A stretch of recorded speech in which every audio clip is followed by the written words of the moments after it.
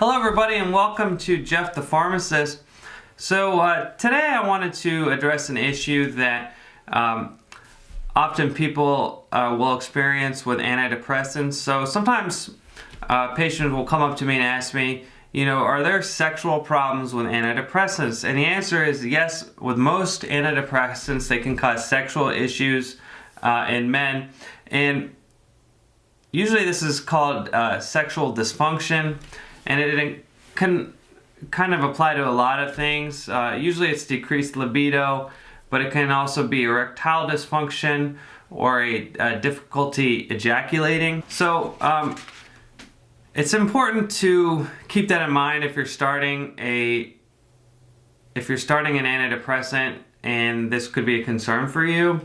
So SSRIs are medications like Paxil, Prozac or paroxetine, Luvox or fluvoxamine. Zoloft is extremely popular. Also, the generic name for it is sertraline. And about 20 to 50% of patients that are on SSRIs will experience sexual dysfunction. There are other antidepressants that can also cause this. It's the SNRIs, that's the serotonin norepinephrine reuptake inhibitors. The SSRIs are the serotonin selective reuptake inhibitors.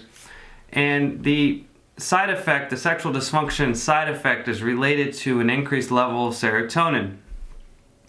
So antidepressants that affect serotonin levels primarily are going to have this side effect. So when you kind of mess with serotonin levels, you also mess with other neurotransmitters as well. So all antidepressants might have this issue, but the worst is the SSRIs and the SNRIs.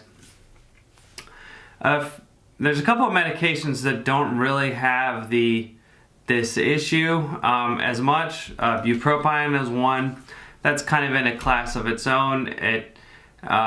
It doesn't affect serotonin levels nearly as much as SSRIs, and also Mirtazapine. Now there are some newer drugs that have come out. One's Viibryd and the other's Trintellix.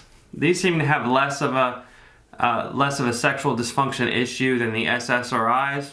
Now they haven't been around as long, so it's possible that when more data comes out that this might still be an issue, but it does seem to be less than the SSRIs.